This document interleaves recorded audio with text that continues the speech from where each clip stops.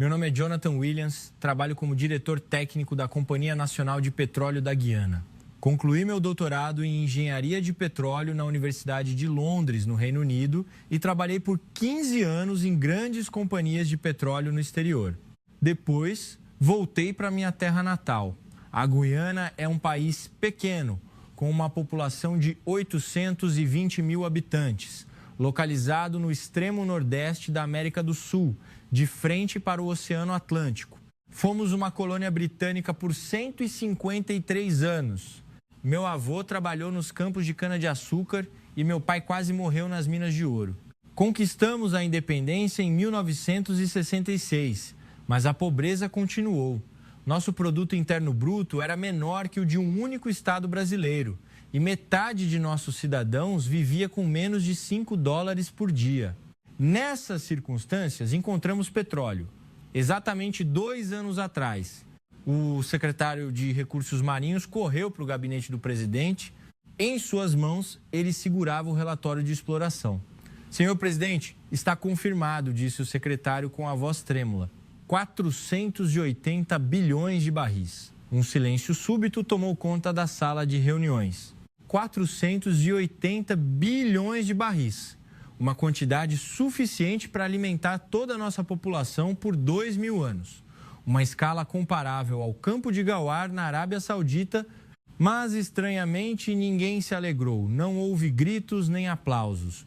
O presidente apenas olhava pela janela e o secretário de Finanças estava de cabeça baixa.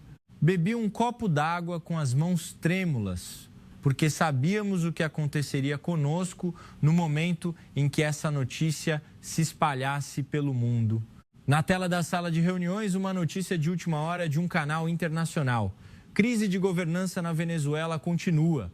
Consórcio de empresas americanas assume direitos de gestão dos campos de petróleo de Orinoco.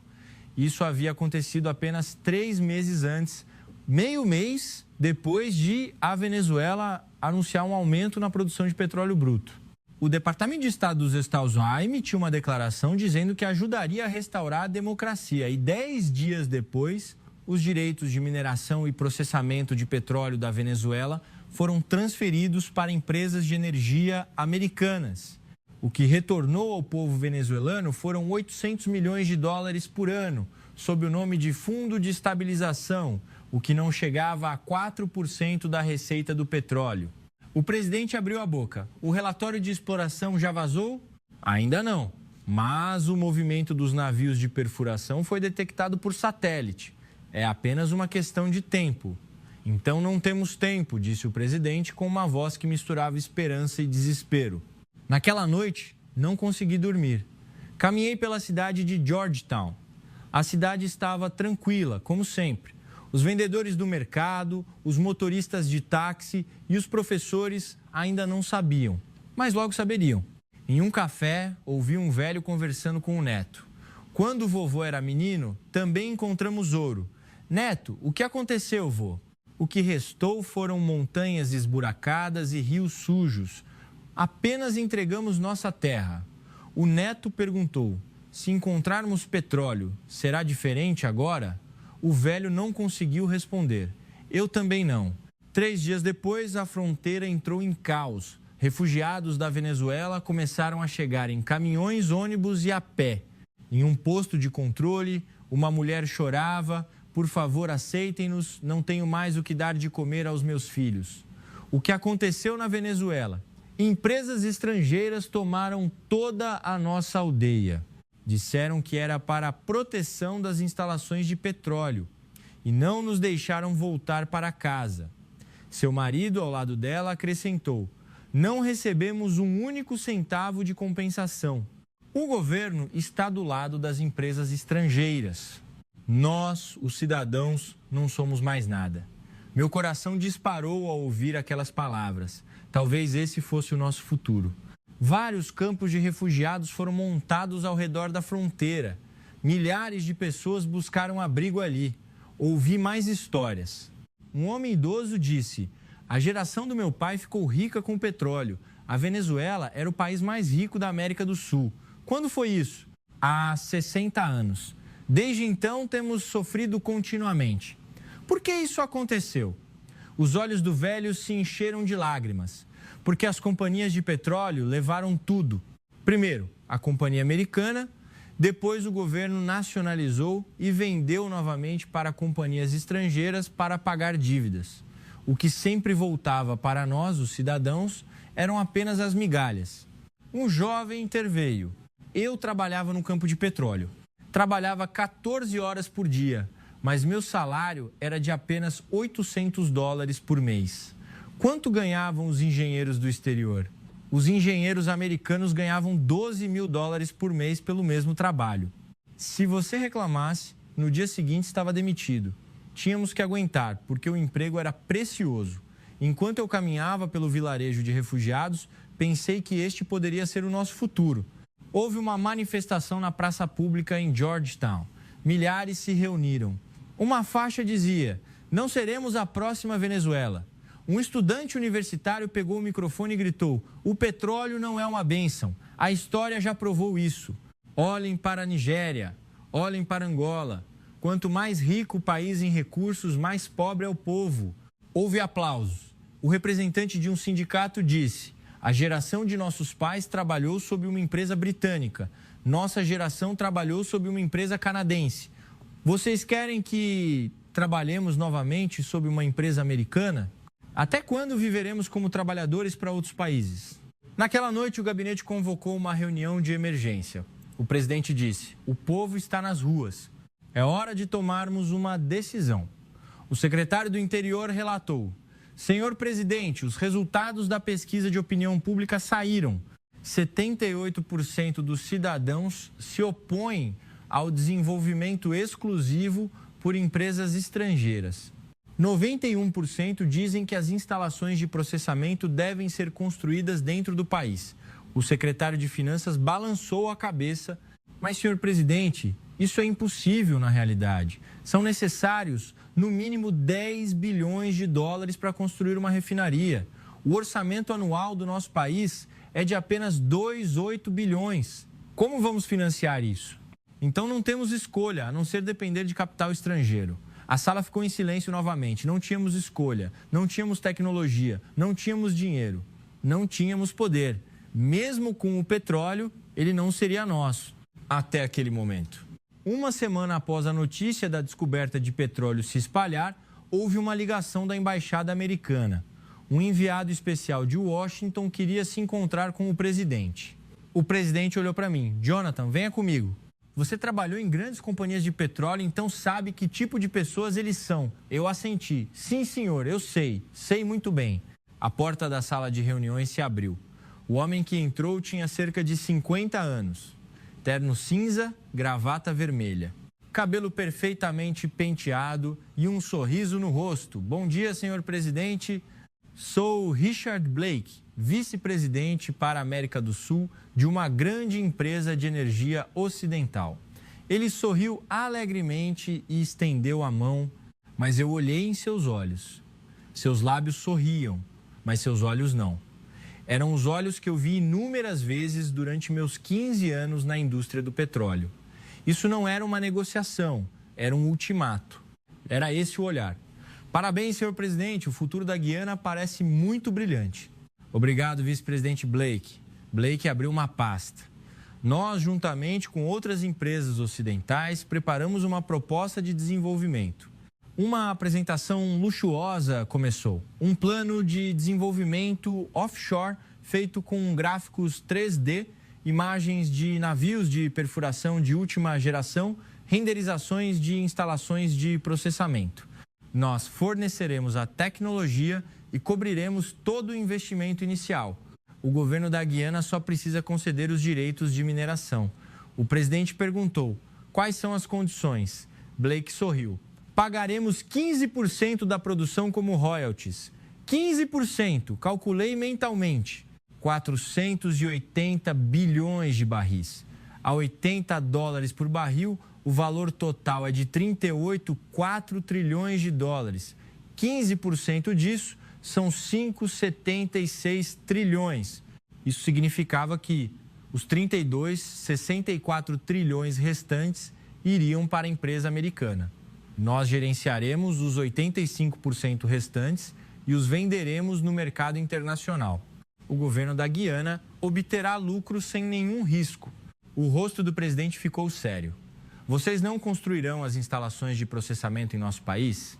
Blake riu e balançou a cabeça. As instalações de processamento custam bilhões de dólares. A economia da Guiana não suportaria. É mais eficiente processarmos no Texas, no Zetazuraúva, e enviarmos os produtos. E quanto aos empregos para nosso povo? Claro, contrataremos cerca de 800 trabalhadores de campo, 800 pessoas, de uma população de 820 mil, apenas 800, e apenas trabalhadores braçais. O presidente ficou em silêncio. Eu não aguentei mais. Vice-presidente, posso fazer uma pergunta? Blake olhou para mim com um toque de aborrecimento em seu olhar. E quem é o senhor? Sou Jonathan Williams, diretor técnico. Também trabalhei em grandes companhias de petróleo por 15 anos. Seu olhar mudou. Reconhecimento de que eu era da indústria e, ao mesmo tempo, cautela. O que você sabe, parecia dizer. Ah, é mesmo?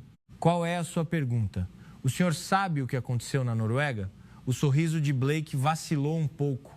Noruega? Sim, sim. A Noruega também descobriu petróleo na década de 1970. Naquela época, empresas americanas ofereceram uma proposta semelhante. Nós desenvolveremos e pagaremos 15%. Sabe qual foi a resposta da Noruega? Blake não respondeu. Eles disseram não, faremos nós mesmos. Eles criaram uma empresa estatal, aprenderam a tecnologia e construíram as instalações de processamento. Sabe quanto vale o Fundo Soberano da Noruega hoje? 1,7 trilhão de dólares. É dinheiro equivalente a mais de 300 mil dólares para cada cidadão. A sala ficou em silêncio. O sorriso de Blake desapareceu completamente e ele falou: Dr. Williams, a Noruega e a Guiana são diferentes, não são? Qual é a diferença? A Noruega é um país desenvolvido. Eles tinham tecnologia, capital e infraestrutura. A Guiana. Ele interrompeu sua frase. Mas todos nós ouvimos o resto. A Guiana é um país pobre. O que vocês podem fazer? Façam o que dizemos. Ele se virou para o presidente. Senhor presidente, serei franco. A segurança nesta região é de extrema importância. O senhor viu a situação na Venezuela, não viu? Os olhos do presidente se estreitaram. O que você quer dizer? Um governo instável é um grande risco para o desenvolvimento de recursos.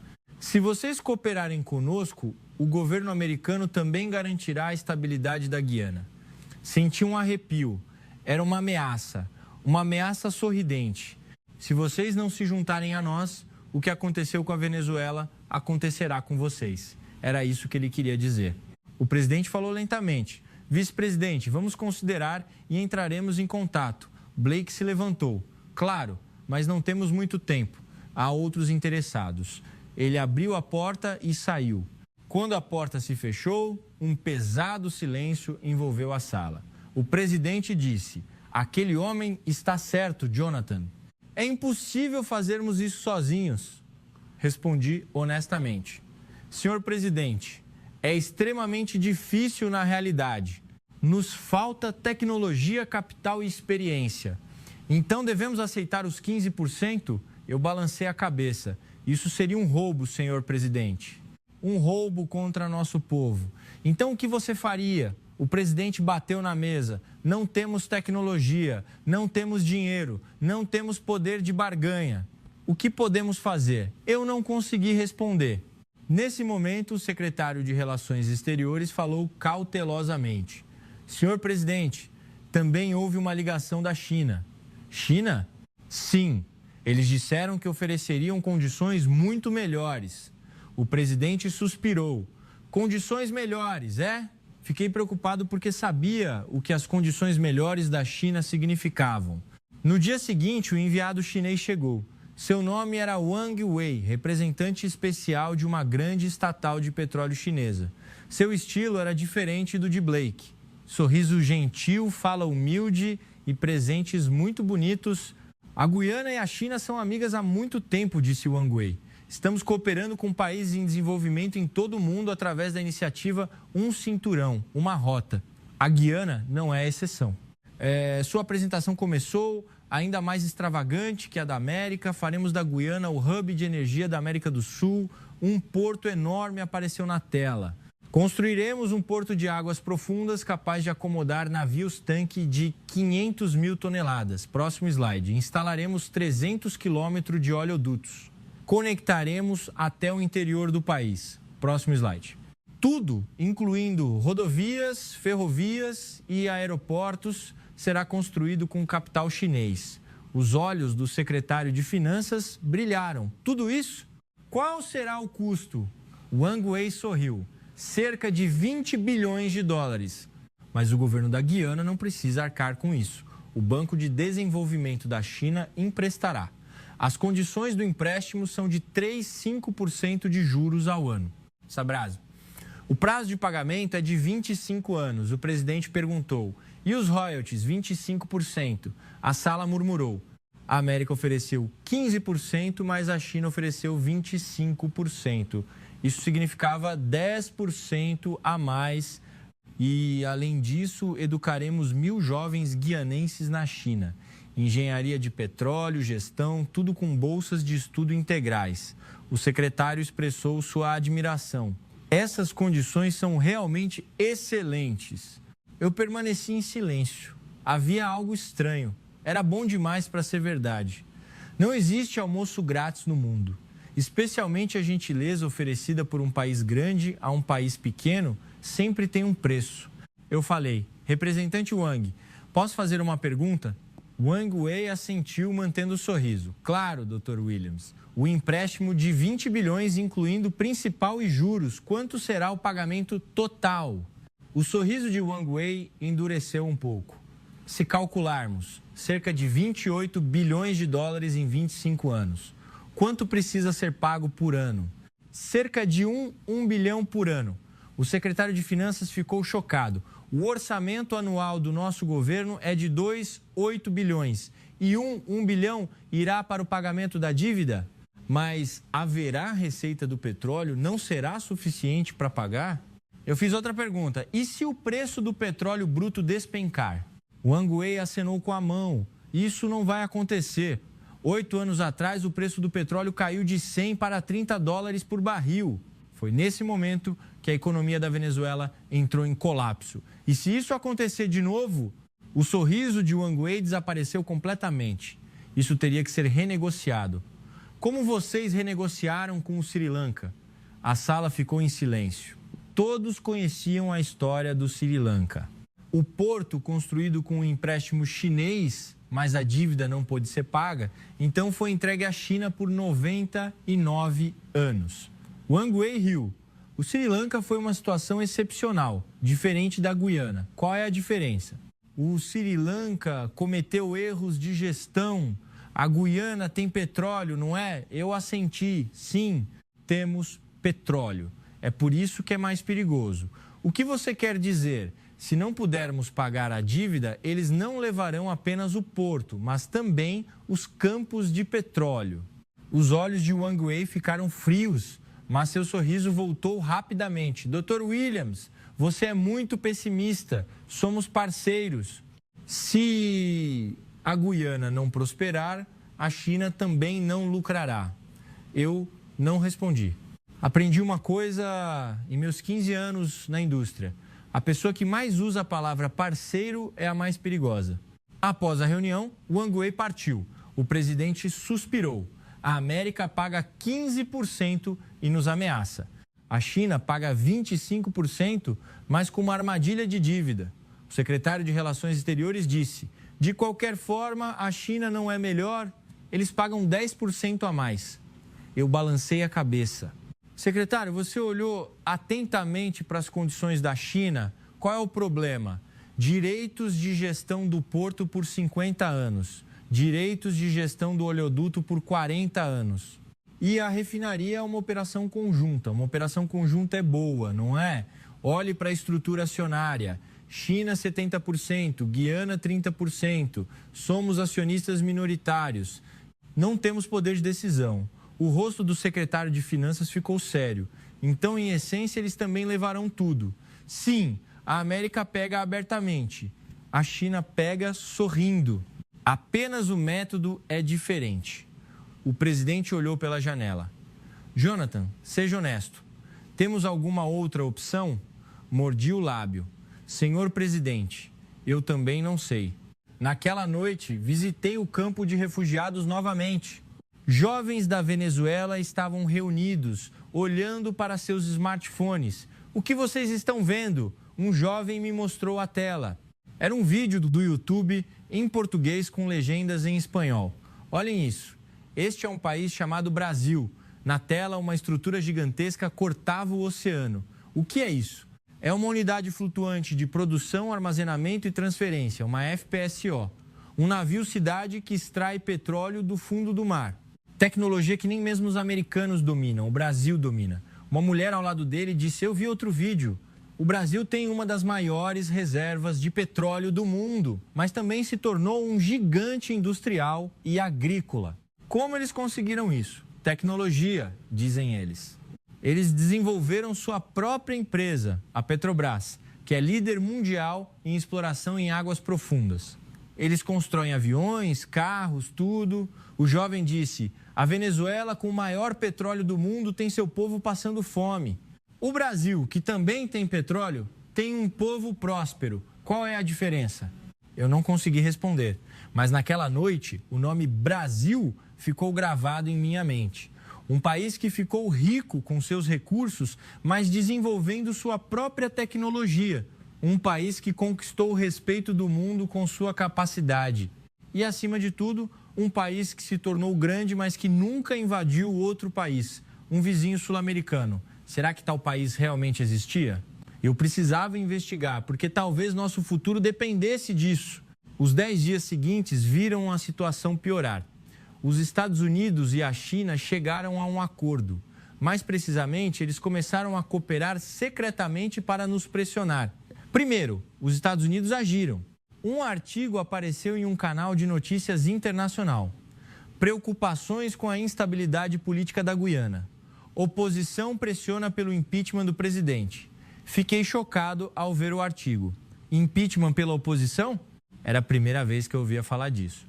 Mas naquela tarde, o líder da oposição, James Morton, deu uma coletiva de imprensa. O governo atual está vendendo os recursos do país para estrangeiros, gritou Morton diante do microfone. O presidente está negociando secretamente com a América. Ele vai entregar nosso petróleo sem o conhecimento do povo. Fiquei furioso. A negociação era verdade, mas a venda era uma mentira descarada. Na verdade, o presidente havia rejeitado a proposta de 15% da América. Mas o mais chocante veio a seguir. Obtive informações concretas, disse Morton agitando um documento. Provas de que o presidente recebeu 20 milhões de dólares de uma empresa americana. A coletiva de imprensa explodiu em alvoroço. Qual é a prova? Histórico de transações bancárias. 20 milhões foram enviados para a conta de um assessor do presidente. Eu vi a prova mais tarde. Um documento completamente forjado, mas o boato já havia se espalhado. A notícia falsa tomou as redes sociais. Presidente vendeu o país. Impeachment para o fantoche da América. O presidente convocou uma reunião de emergência. O que está acontecendo? O rosto do presidente estava pálido. O chefe de inteligência relatou. Senhor presidente, os resultados da investigação saíram. O líder da oposição, James Morton, visitou Pequim 3 vezes no último mês. Pequim, sim, e 8 milhões de dólares foram depositados na conta do assessor de Morton por uma empresa de fachada em Hong Kong. Dinheiro chinês, sem dúvida, senhor presidente. O presidente se recostou na cadeira. Então a China não agiu diretamente, mas usou a oposição para nos desestabilizar, exatamente. E a América usará essa desordem para intervir em nome da estabilidade. Senti um arrepio. Era um ataque perfeitamente coordenado. A China agitaria por dentro e a América pressionaria por fora. Parecia que as duas grandes potências estavam competindo, mas o resultado final seria o mesmo. Eles nos devorariam. Jonathan, o presidente me chamou. Você estava certo. Nem a América nem a China nos veem como parceiros. Eles nos veem apenas como presas. Senhor presidente, temos alguma outra opção? Existe um terceiro caminho? Mordi o lábio. O vídeo que vi no campo de refugiados me veio à mente. Brasil, um país que se tornou uma potência desenvolvendo sua própria tecnologia. Um país que construiu plataformas que nem a América conseguia. Senhor presidente, há algo que eu gostaria de investigar. O quê? O Brasil. O presidente ergueu as sobrancelhas. Aquele gigante da América do Sul? Sim, a tecnologia offshore do Brasil é uma das melhores do mundo, dizem. E respirei fundo e disse, o Brasil, mesmo tendo se tornado um país poderoso, nunca invadiu outro país. A sala ficou em silêncio. O presidente falou lentamente. Existe mesmo um país assim? Vou investigar, senhor presidente. Passei a noite inteira vasculhando documentos. Quanto mais eu aprendia sobre o Brasil, mais chocado ficava. O Brasil, embora com uma história complexa, passou por um período de incrível desenvolvimento industrial e tecnológico. Seu PIB o colocava entre as 10 maiores economias do mundo. E isso foi feito com uma base diversificada, não apenas petróleo ou gás. Investiguei a indústria brasileira. A Petrobras era líder mundial em exploração de petróleo em águas profundas, especialmente nos campos do pré-sal. A tecnologia que eles desenvolveram para extrair petróleo de mais de 7 mil metros abaixo do nível do mar era incomparável. Investiguei as FPSOs, unidades flutuantes de produção, armazenamento e transferência. O Brasil era um dos maiores operadores e desenvolvedores dessa tecnologia no mundo. Uma FPSO é uma instalação que flutua no mar, extrai petróleo, armazena e o transfere para outros navios. Não há necessidade de construir oleodutos em terra. Era a tecnologia perfeita para um país como o nosso, a Guiana. O Brasil detinha uma parcela significativa do mercado de construção e operação de FPSOs. Investiguei também a Agência Nacional do Petróleo, a ANP, e a Petrobras. A Petrobras tinha projetos de desenvolvimento de petróleo em vários países do mundo. Angola, Nigéria, Peru, Colômbia, países em desenvolvimento como nós. Procurei por avaliações desses países. Uma entrevista com um funcionário de energia de Angola. O Brasil nos tratou como um parceiro igual. Eles não esconderam a tecnologia e compartilharam os lucros de forma justa.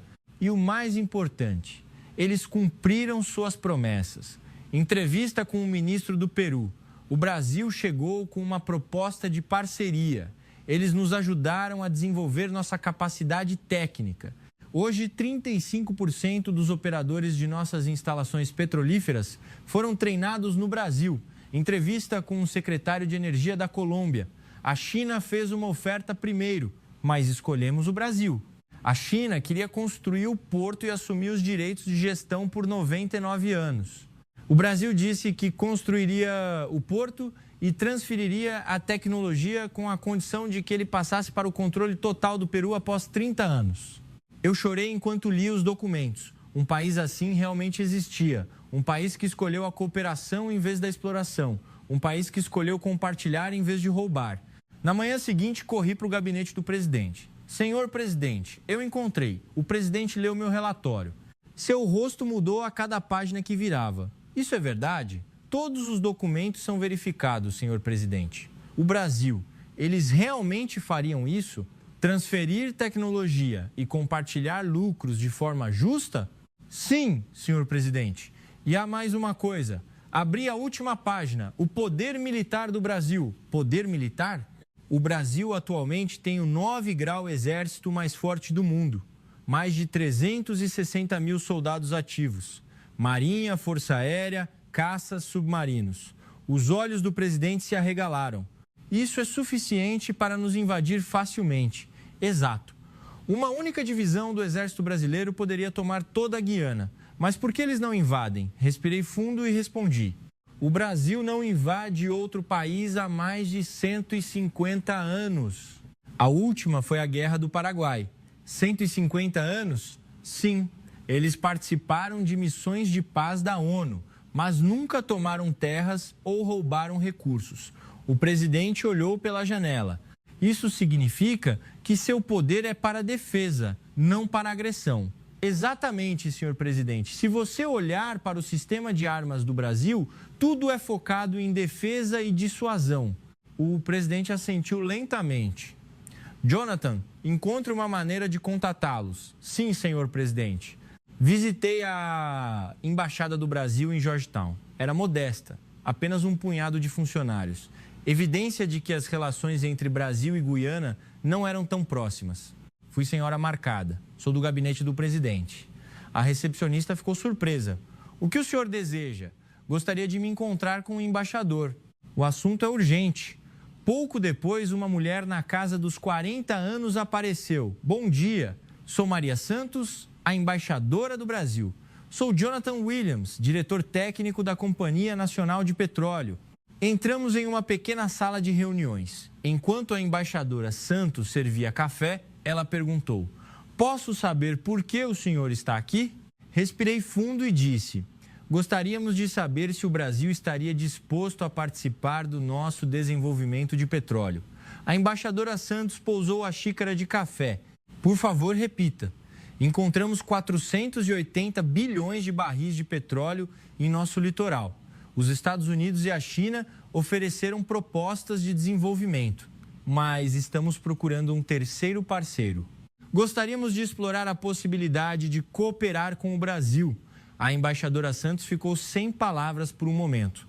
Então, ela falou com cuidado. Doutor Williams, para ser honesta, não tenho autoridade para responder.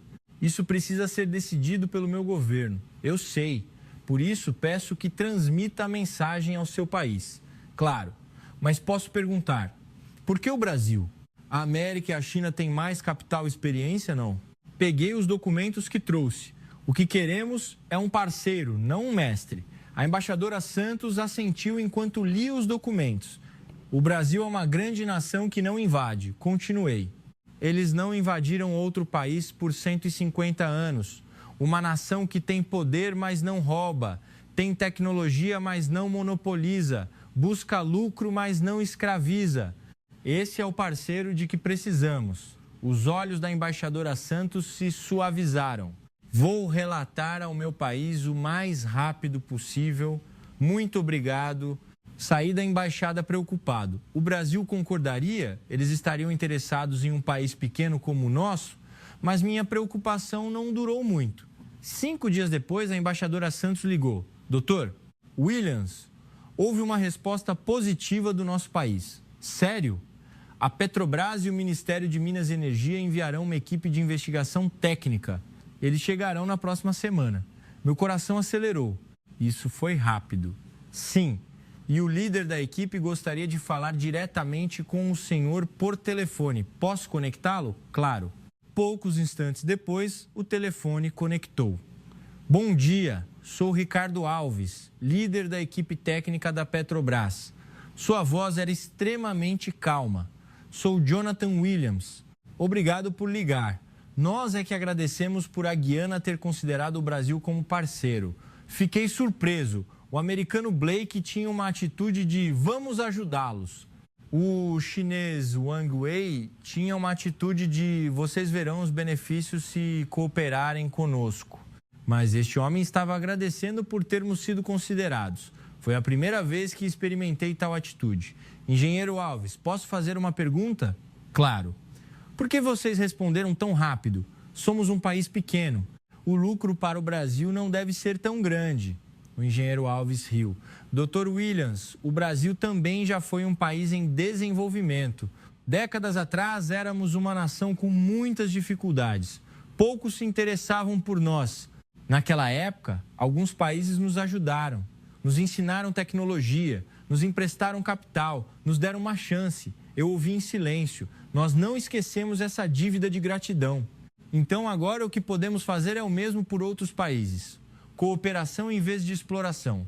Esse é o caminho que o Brasil aprendeu. Fiquei sem palavras. Foi a primeira vez que ouvi tais palavras de um país grande. Nos vemos na próxima semana, Dr. Williams. Sim, Estarei esperando. Após a ligação, sentei-me em silêncio por um momento. Um país assim realmente existia.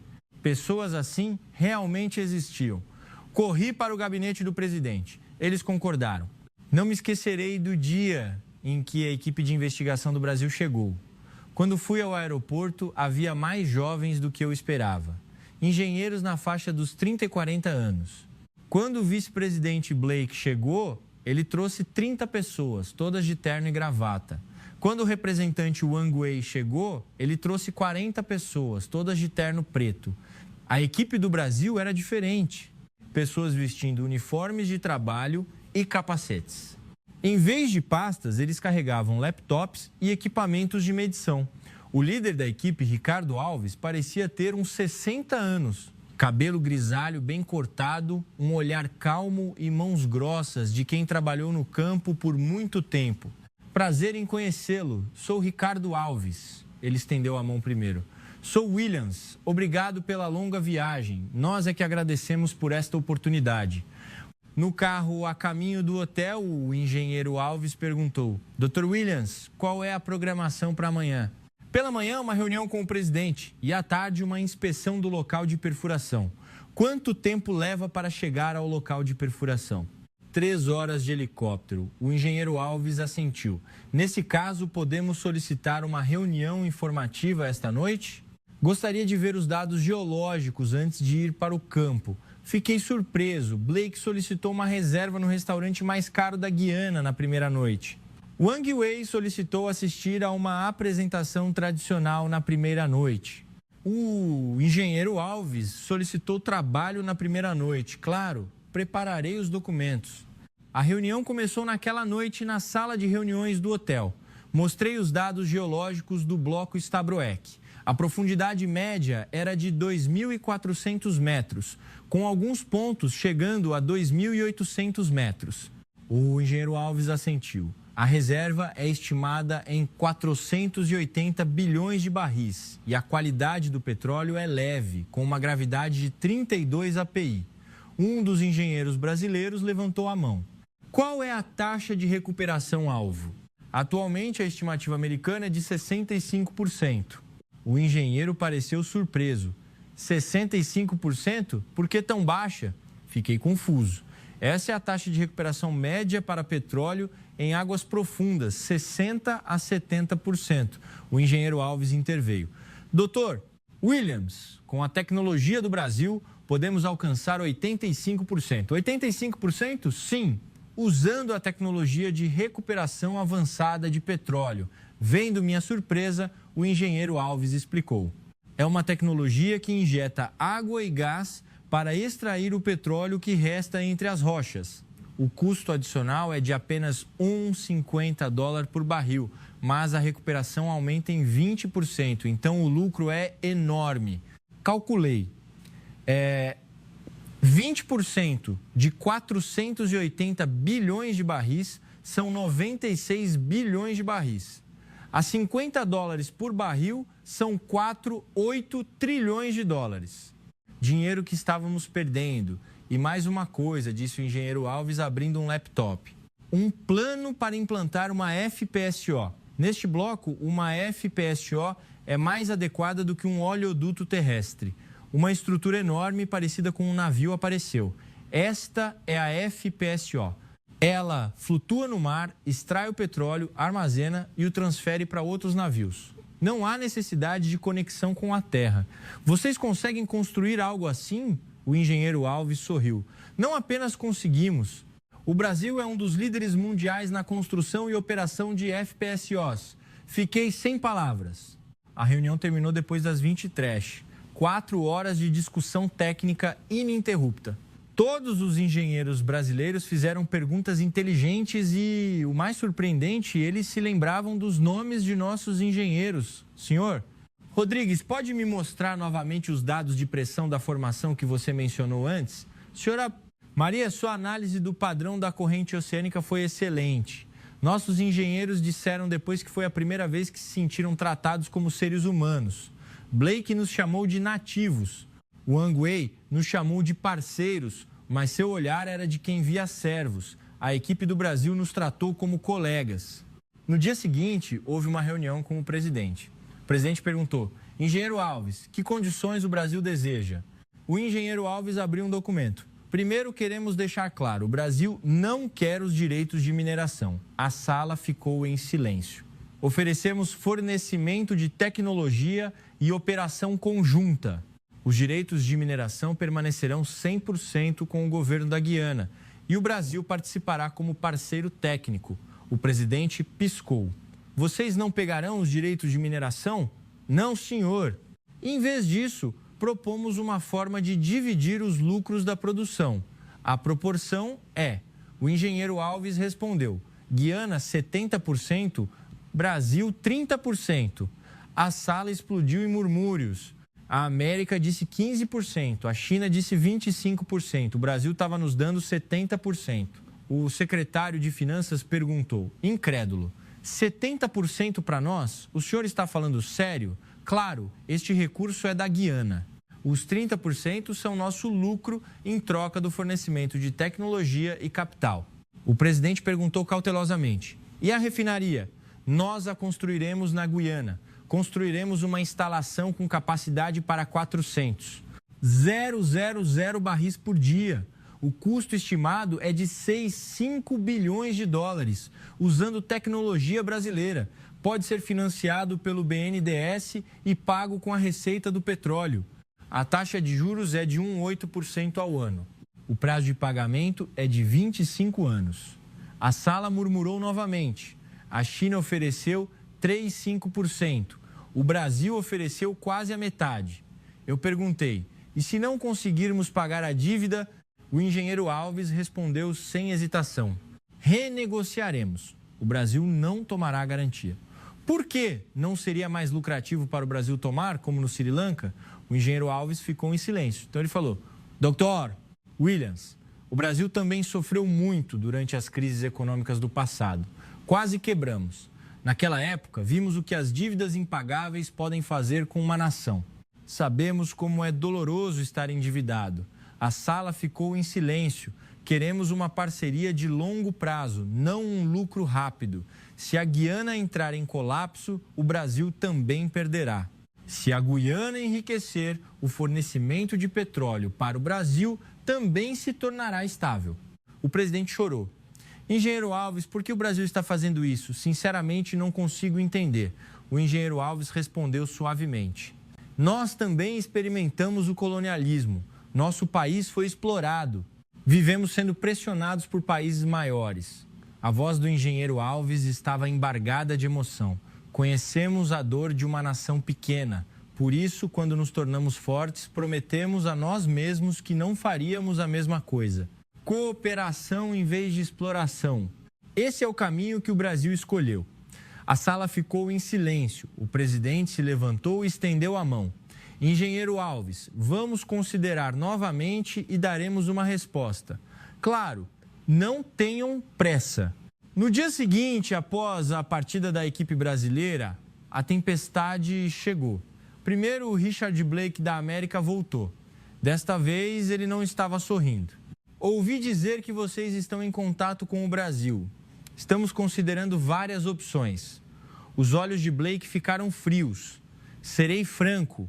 O Brasil é um parceiro importante para os EWA, mas a segurança energética é outra questão. O que você quer dizer? Os recursos desta região estão ligados à segurança do hemisfério ocidental. A participação do Brasil complica as coisas. O rosto do presidente ficou sério. Isso é uma ameaça? Um conselho, senhor presidente. O senhor sabe por que o que aconteceu na Venezuela aconteceu. Se a escolha errada for feita. Ele interrompeu a frase, mas o significado era claro. Depois que Blake saiu, Wang Wei chegou. Ouvi dizer que o Brasil ofereceu condições favoráveis. Wang Wei sorriu. Senhor presidente, o senhor precisa olhar a realidade. O Brasil ainda está sob forte influência da América. Os WA são seu maior parceiro comercial. O Brasil pode realmente se opor à América? O que você está dizendo? Se vocês assinarem um contrato com o Brasil, acabarão nas mãos da América de qualquer maneira. Não seria melhor ir direto com a China desde o início? O presidente respondeu friamente. Se cooperarmos com a China, não nos tornaremos como o Sri Lanka?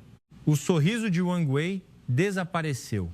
Senhor presidente, essas palavras não são boas. Não somos amigos? Um amigo pede direitos de gestão por 99 anos? Isso é negociável.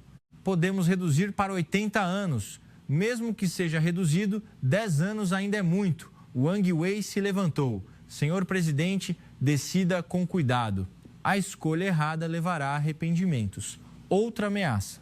Naquela noite, o líder da oposição, James Morton, apareceu na TV. Cidadãos, o presidente quer entregar nosso petróleo ao Brasil. Treme de raiva diante da TV. O que é o Brasil?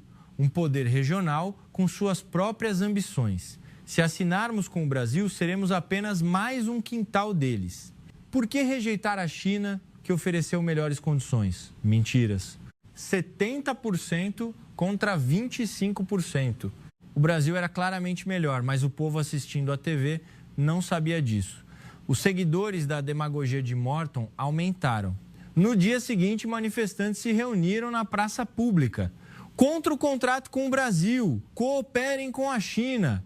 Impeachment para o presidente. A situação piorou. O presidente convocou uma reunião de segurança de emergência. Qual é a situação?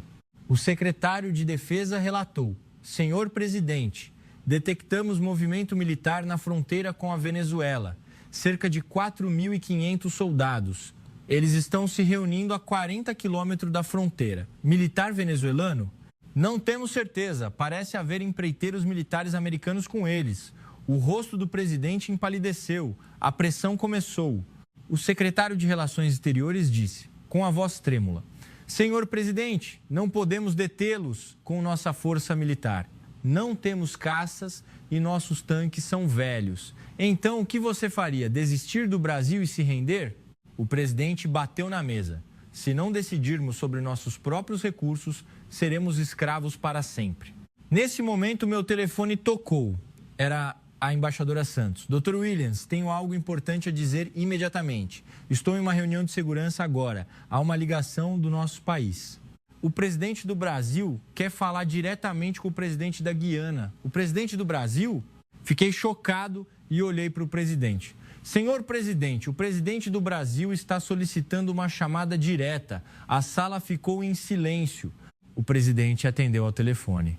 Alô, aqui é Michael Adams, presidente da Guiana. Uma voz foi ouvida pelo Viva Voz. Senhor presidente, aqui é nome do presidente do Brasil. Presidente do Brasil. Perdoe a chamada repentina. Não. Obrigado por ligar. Ouvi dizer que vocês estão passando por um momento difícil. Sua informação é rápida. O presidente do Brasil disse: Senhor presidente, o Brasil também tem muita experiência.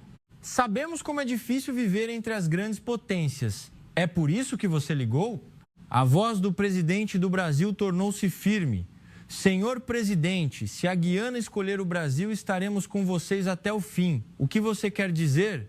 Incluiremos a segurança da Guiana. Não abandonaremos nosso parceiro. A mão do presidente tremia. O que vocês podem fazer por nós? O Brasil é um dos líderes mundiais na exportação de equipamentos de defesa. Podemos fornecer nossos mais recentes veículos blindados, sistemas de mísseis antiaéreos e nossos próprios caças à Guiana. Os olhos do secretário de Defesa se arregalaram. Vocês venderiam? Não. Arrendamento de longo prazo. Considerando a situação econômica da Guiana, forneceremos gratuitamente até que vocês comecem a lucrar com o petróleo. Gratuitamente? Exato. E enviaremos um contingente do Exército Brasileiro para treinar o Exército da Guiana. 6 meses serão suficientes. A sala murmurou. O secretário de Relações Exteriores perguntou: Senhor presidente, isso não vai piorar as relações com os Estados Unidos? O presidente do Brasil riu. Os Estados Unidos são nosso aliado, mas também somos um Estado soberano. Nós decidimos com quem cooperamos. O mesmo vale para a China. Não recebemos ordens de ninguém. Faremos o que é certo aos nossos olhos. O presidente chorou. Senhor presidente, por que vocês estão nos ajudando? A Guiana é apenas um país pequeno. O que o Brasil ganha com isso? O presidente do Brasil respondeu suavemente: Estamos ajudando vocês porque vocês são um país pequeno. A sala prendeu a respiração. O Brasil também já foi um país frágil. Vivemos sendo pisoteados por potências maiores. Por isso, sabemos como é difícil para uma nação pequena. Nós adquirimos força e essa força não a usaremos para dominar outros países, mas para protegê-los. Esse é o caminho que aprendemos. Após a ligação, a sala ficou em silêncio por um momento. O presidente falou lentamente. Eu pensei errado. O que, senhor presidente? Pensei que todos os países grandes eram iguais, que os países com poder apenas usam os fracos. O presidente olhou pela janela. O Brasil é diferente, eles têm poder, mas não roubam. Têm tecnologia, mas não monopolizam.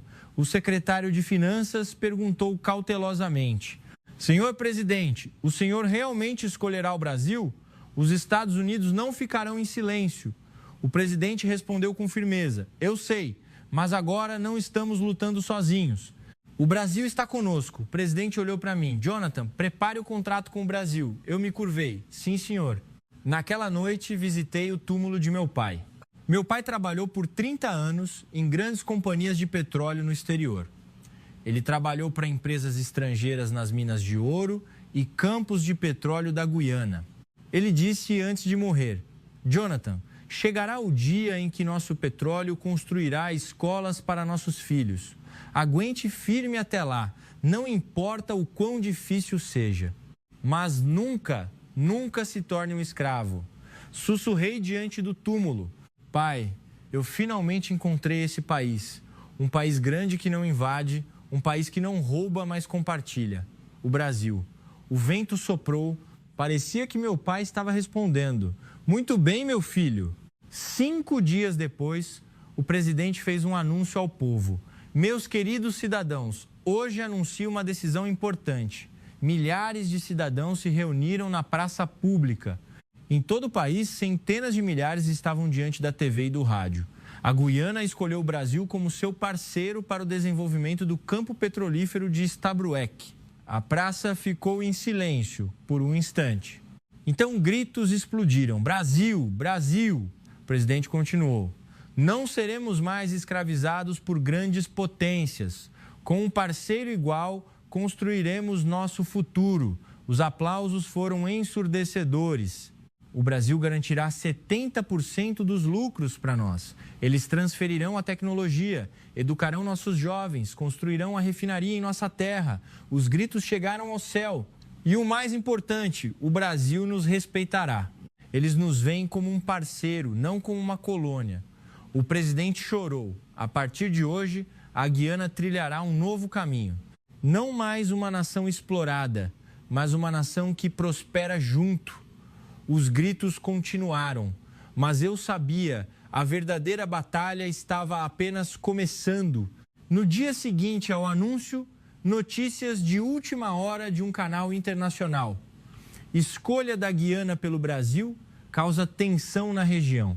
Departamento de Estado dos Estados Unidos expressa séria preocupação. Uma emissora britânica também noticiou: pequena decisão da Guiana pode representar risco à segurança do hemisfério ocidental. A mídia estatal chinesa também publicou um comentário.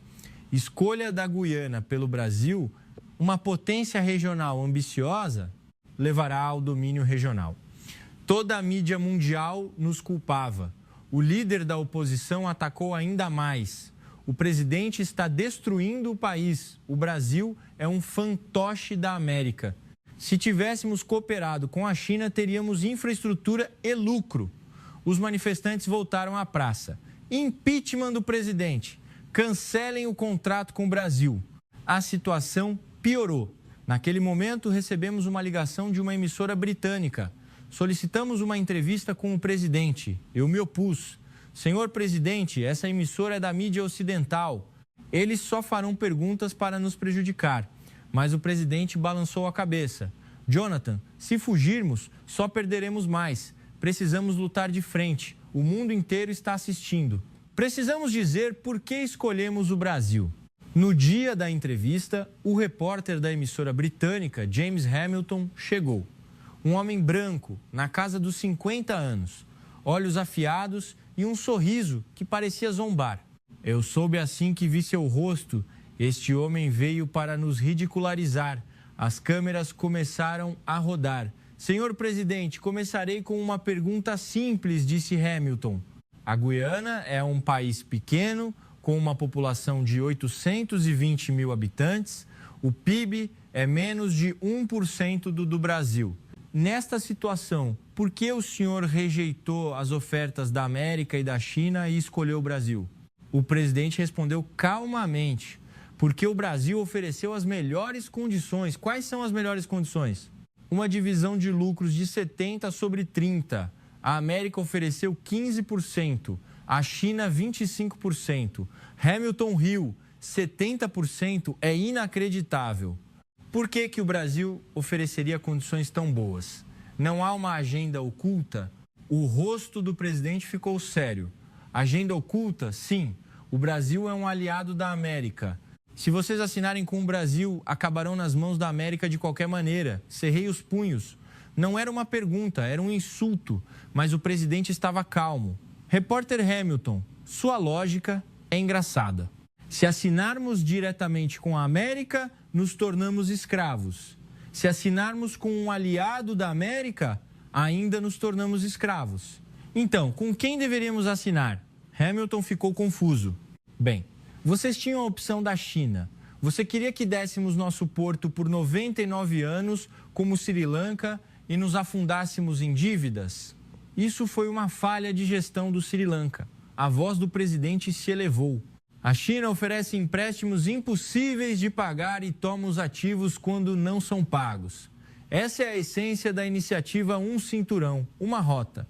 Por que deveríamos cair nessa armadilha? Hamilton mudou de assunto. Então, por que o senhor não considerou países europeus ou outros países asiáticos? Ninguém ofereceu. A Grã-Bretanha, a Guiana é um país da Commonwealth. Não seria natural cooperar com a Grã-Bretanha? O presidente olhou diretamente para Hamilton. Grã-Bretanha? Sim. O presidente falou lentamente. Repórter Hamilton, o senhor sabe o que a Grã-Bretanha nos fez? 153 anos. A voz do presidente baixou.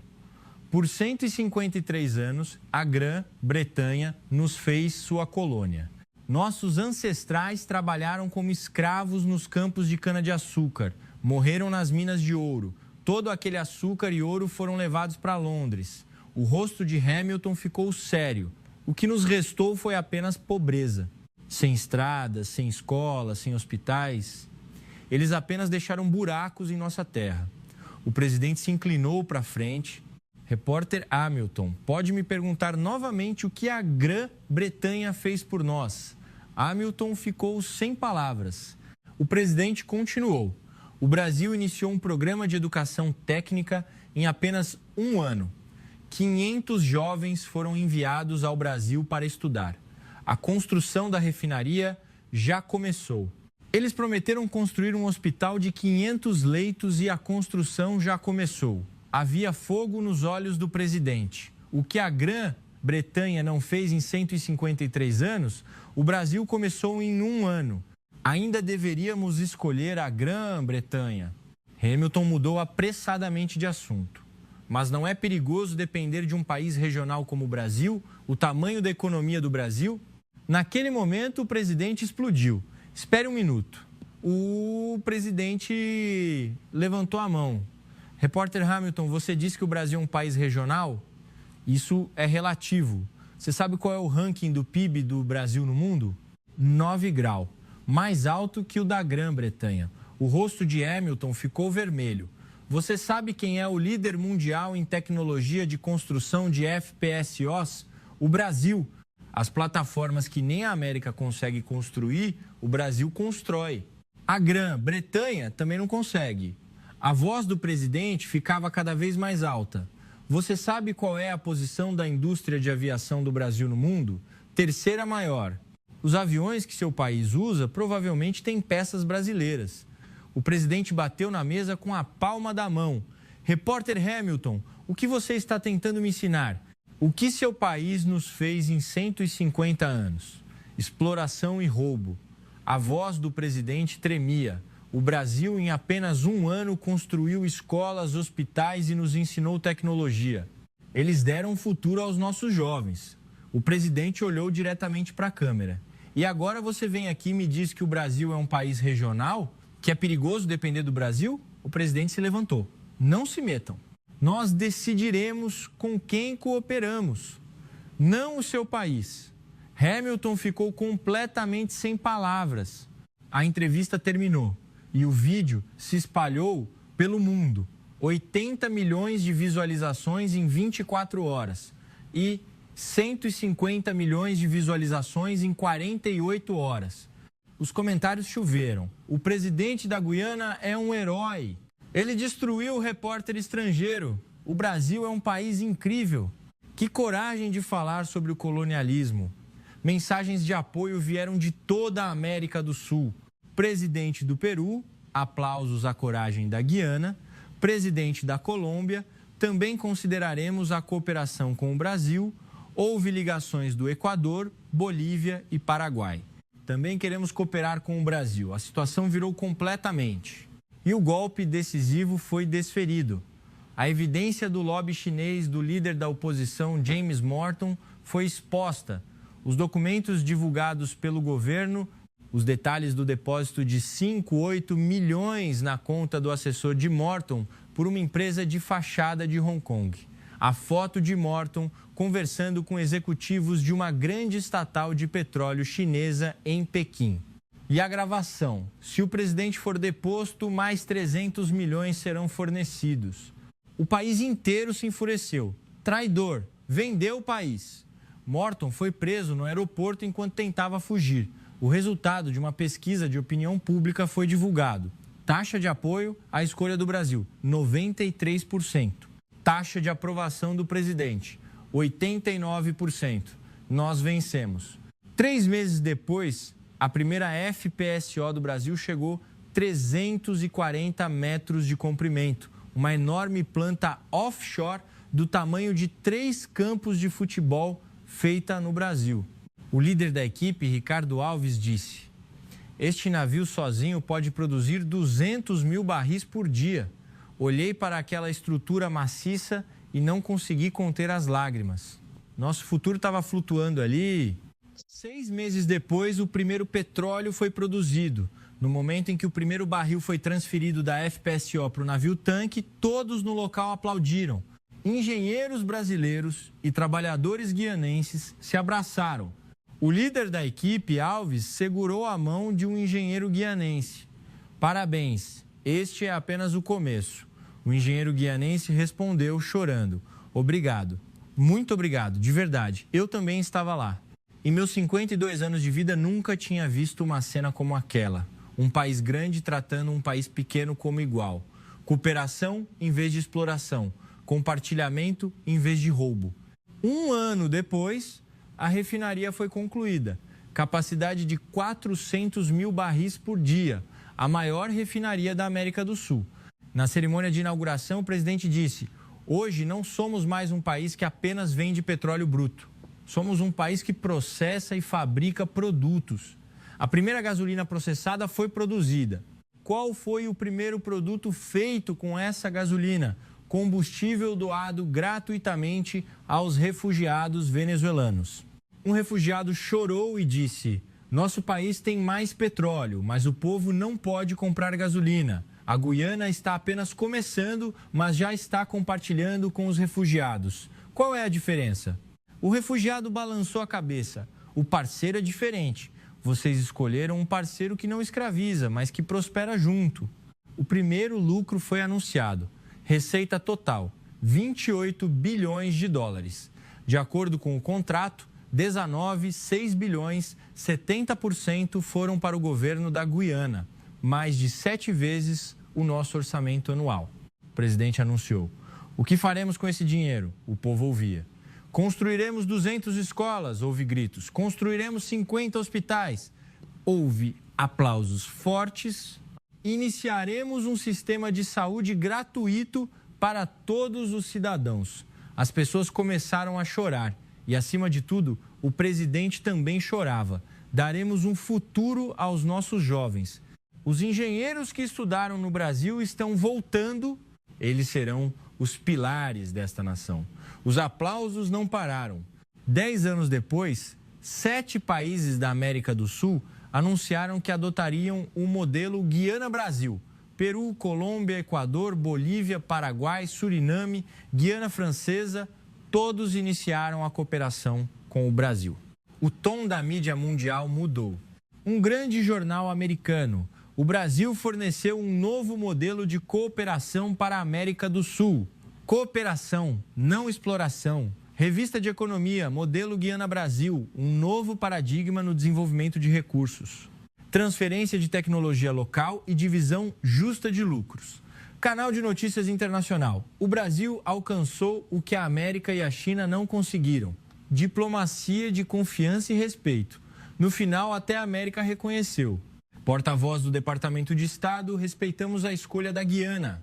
O Brasil é um parceiro confiável. A China também recuou.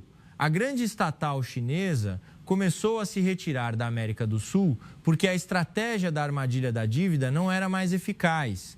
Vou terminar esta carta. Quero dizer algo ao povo do Brasil. Vocês não nos deram apenas tecnologia de desenvolvimento de petróleo. Vocês nos deram esperança. Esperança de que um país pequeno pode viver com dignidade. Esperança de que é possível prosperar com seus próprios recursos. E esperança de que existe um país grande neste mundo que não invade.